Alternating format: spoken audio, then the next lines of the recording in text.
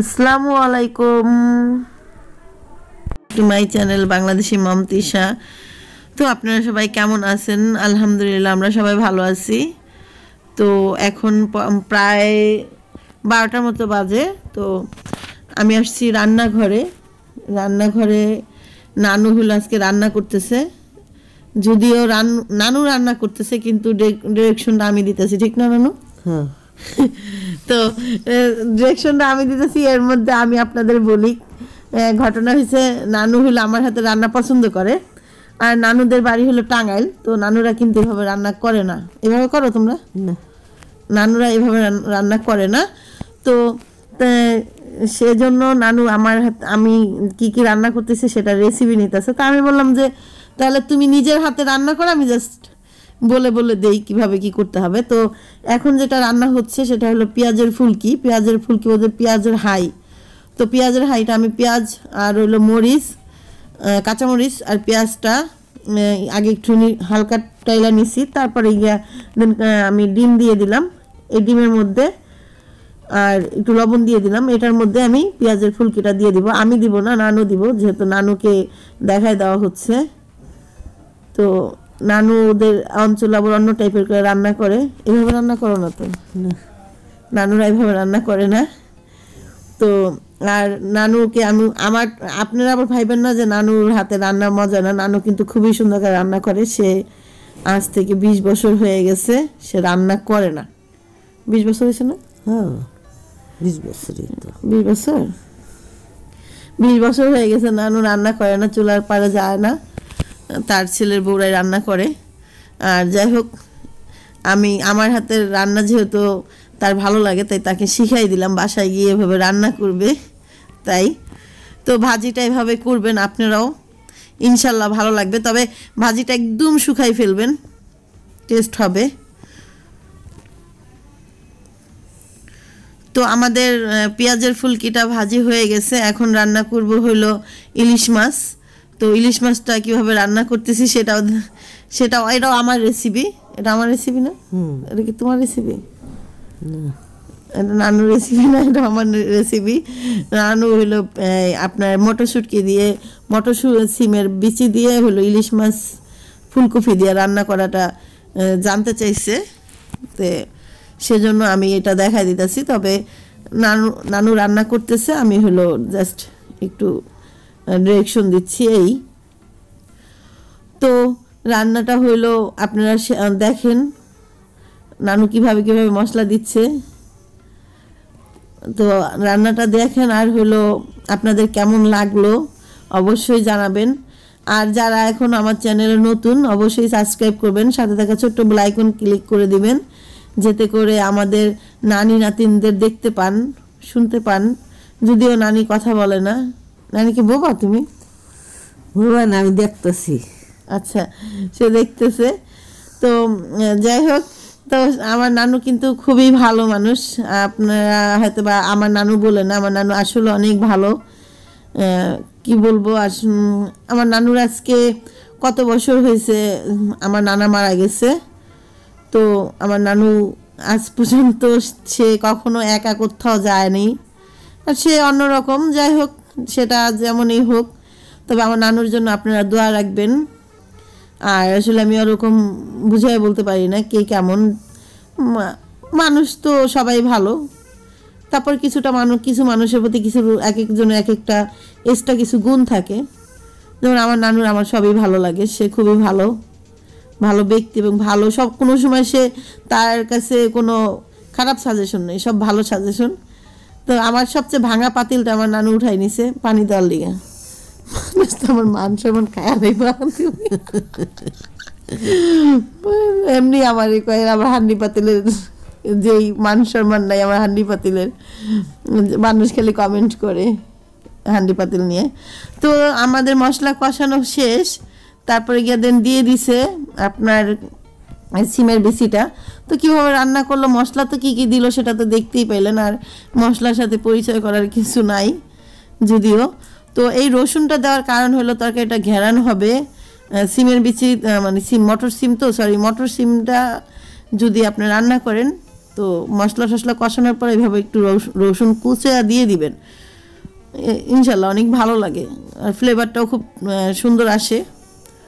তো এখন টমেটো দিয়ে দিচ্ছে, এটা কষানোর শেষে দিবে ফুলকপি, দিয়ে এভাবে রান্না হয়ে যাবে আমাদের আজকের রান্নাটা। তো দেখতে থাকেন।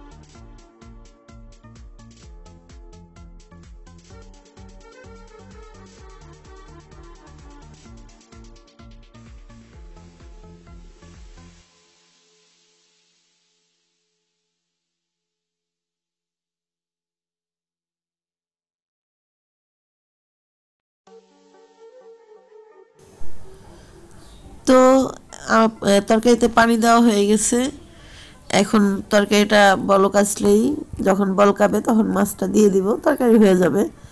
তো আমাদের রান্না বান্নাটা শেষ করে দেন পরে গিয়ে নানু গোসল করবে, নামাজ পড়বে, তারপরে গিয়ে আমাদের খাওয়া দাওয়া, যদিও আমি গোসল করিনি এখনো। তো রান্নাটা শেষ করব আগে। এই যে নানুর তরকারি হয়ে গেছে প্রায়, আর কিছুক্ষণ পরেই তরকারিটা নামানো যাবে ইনশাল্লাহ। তোমার তরকারি হয়ে গেছে না?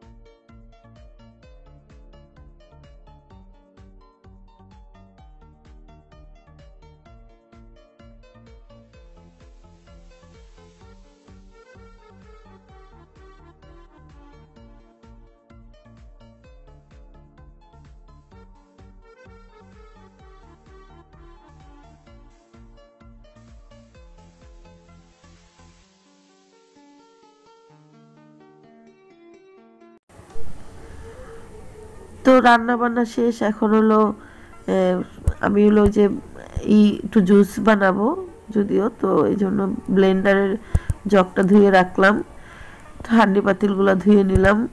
আমি ধুইনি, এগুলো আপা ধুয়ে রেখে গেছে, এগুলো এখনো গুছানো হয়নি। তো গুছানো হয়ে গেলে আমাদেরও, নানু অলরেডি গোসল করতে চলে গেছে, আমি কাজ কাম শেষ করে গোসল করে খাওয়া দাওয়া করে দিন পরে গিয়ে আবারও কথা বলবো। আগে আপনাদের দেখাই কি কি রান্না হইলো। এই যে ইলিশ মাছ দিয়ে মটর সিম আর হলো এই যে পেঁয়াজের ফুলকিটা ভাজি।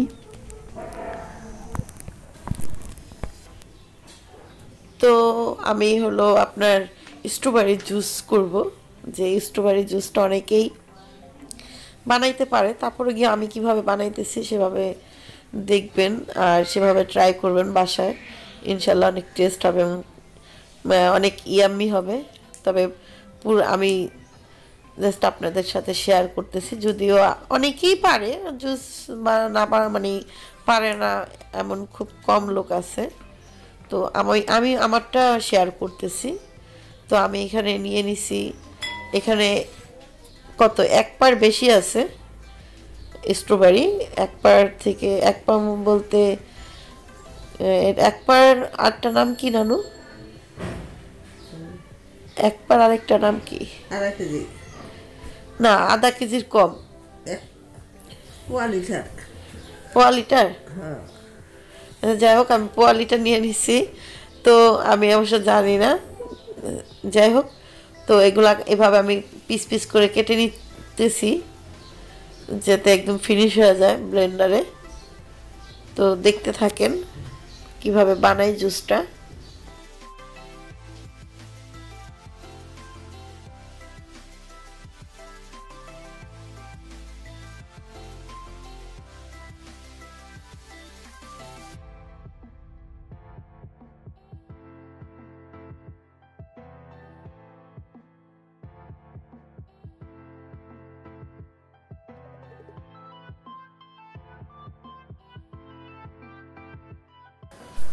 তো আমি কি নিয়ে নিছি সেটা বলি।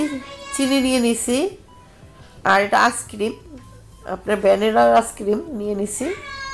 আর এই চিনিটা, আর দুধ নিয়ে নিছি আধা লিটার। তো এই যে তান বাবা হইলো সব করতেছে, তান বাবা জুস বানাবে। আর আমি যদি একটা কিছু করতে নেই, তান তো পাগলামি শুরু করে দেয় না। তানের যন্ত্রণায় কিন্তু কিছু করা যায় না। তো তান সব করবে, তান করতেছে। যাই হোক, তো আমি প্রথমে এটাকে ব্লেন্ডার করে নিব একটু দুধ দিয়ে, পরিমাণ মতো একটু দুধ দিয়ে এটাকে ব্লেন্ডার করব।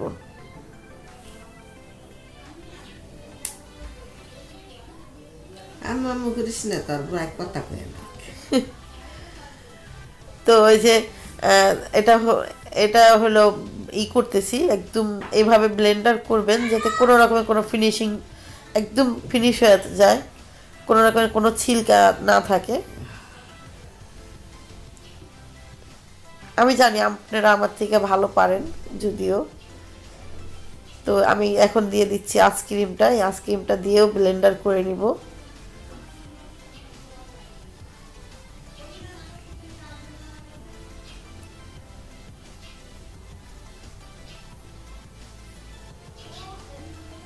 তো তান করে কি, তান করে কি?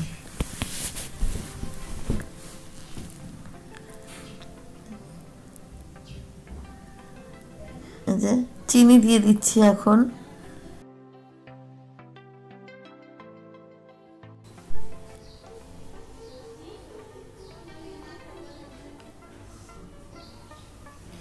ওর কাজ দিয়েছে খালি মোবাইল, আর কিছু না। তো তো হয়ে গেছে আমাদের জুস বানানোটা। তো এখন পুরো মানে যে 1 লিটার না, সরি, আধা লিটার থেকে একটু বেশি দুধ আছে, যেহেতু 1 লিটার ছিল, কিছুটা খেয়ে নিছে তান। তো এখন জুসটা বানানোর জন্য রাখা হয়েছিল। তো এখন যে বানাইতেছি 4 গ্লাসের মতো হবে, বড় 1 গ্লাস রেখে দিব প্রথম তানের বাবার জন্য, আর তানজিলা তান খাবে, আর নানু খাবে যদিও। তো হয়ে গেছে।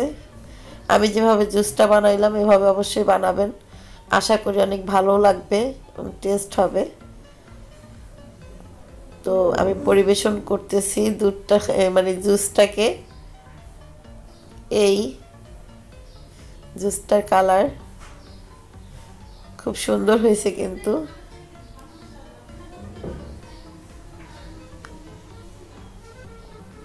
এই 2 ভাই বোনের 2 গ্লাস, আর বাদ বাকিটা তার আব্বুর জন্য রেখে দেওয়া হয়েছে, নানুর জন্য রেখে দেওয়া হয়েছে।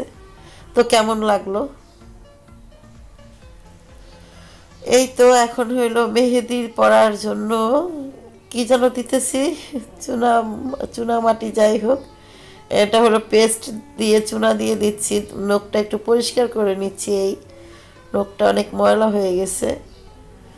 যদিও অনেকে বলে যে নখ কাটেন না কেন, আমি আজকে তাদের বলবো, আপু আমি নখ কাটি, একটু তাড়াতাড়ি বড় হয়ে যায় এই একটা। আরেকটা হলো আমি একটু বড় করে মানে বড় করে এই নখটা কাটি, হালকা একটু বড় থাকে, আমার কাজে লাগে। নখ কিন্তু অনেক কাজে লাগে না নানু? হ্যাঁ পেঁয়াজ মরিচ কাটতে লাগে, কাউরে চিমটি দিতে লাগে। যাই হোক, আমি এমনি একটু নখটা একটু বড় রাখি, এটা হয়তো বা আমার একটা বদ অভ্যাস বলা যায়, হয়তো বা এটা আমার একটা একটা খারাপ অভ্যাসেই। তো আমরা মেহেদি দিব নখে, মেহেদি দেওয়ার জন্য প্রিপারেশন নিছি। তান কি করতেছে? আমার নখেও দিব।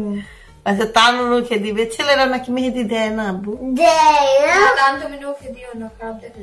না আমি দিব। নানু দেয়? ছেলেরা মেহেদি যায় না, ছেলেরা ডান হাতে দেয়।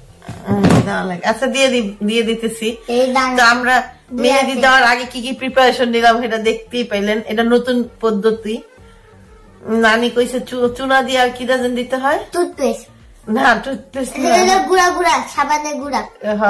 গুড়া সাবান দিয়ে আগে হাতটা ধুইতে হয়। যাই হোক, তো দিতেছি। আমারটা আগে দিয়ে নেই। আচ্ছা, তোমার এক হাত আমার এক হাত। তোমারটা দিয়ে ওরটা দিয়ে বাবা, তা তুমি দিয়ে দাও। ওর হাত ধরে দিয়ে নাও না। তা তুমি দিয়ে দাও।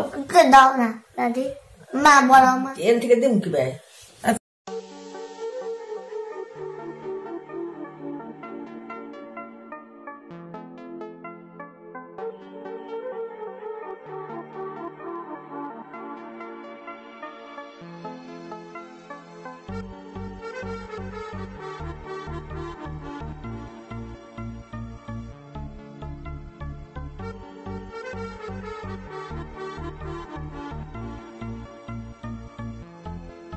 ওইটা তুই ঠিক যাও,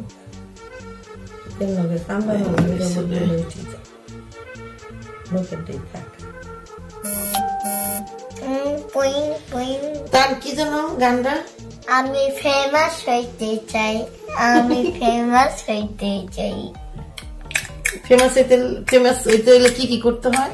এটা লাগাইতে হয়, মেহেদি লাগাইতে হয়, মেহেদি লাগাইতে হয় ফেমাস হইতে হইলে।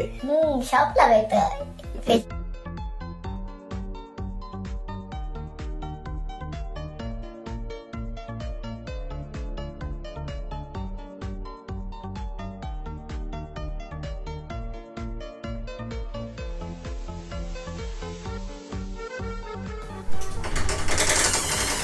আজকের ব্লগটি আপনাদের কেমন লাগলো অবশ্যই জানাবেন কমেন্টের মাধ্যমে। আমার নানুকে কেমন লাগলো সেটাও জানাবেন। তো আসলে আমি নানুকে আনতে চাইনি ক্যামেরার সামনে, তারপরে গিয়ে ওদের আনলাম। কারণ হইলো অনেক ভাইয়ারা অনেক আপুরা বলছে যে আপু আপনার নানুকে আনবেন, কারণ কি মুরব্বীদের দেখতে আমার খুব ভালো লাগে। অনেকদিন ধরে নানুকে দেখি না। অনেকে বলছে আমার নানু মারা গেছে, যে আমি আপনার নানুকে একটু দেখবো। যাই হোক, এই জন্যই আমি নানুকে আনা সামনাসামনি। মা ফোনে কথা বলছে আমার নানুর সাথে। মা খুব মিস করতেছে অবশ্য, জানি। আমরা সবাই একখানে আছি, মা একা বাড়িতে। তো আমার মাও আসবে ঢাকায়। তো আপনারা যে যেখানে থাকবেন ভালো থাকবেন। আল্লাহ হাফেজ।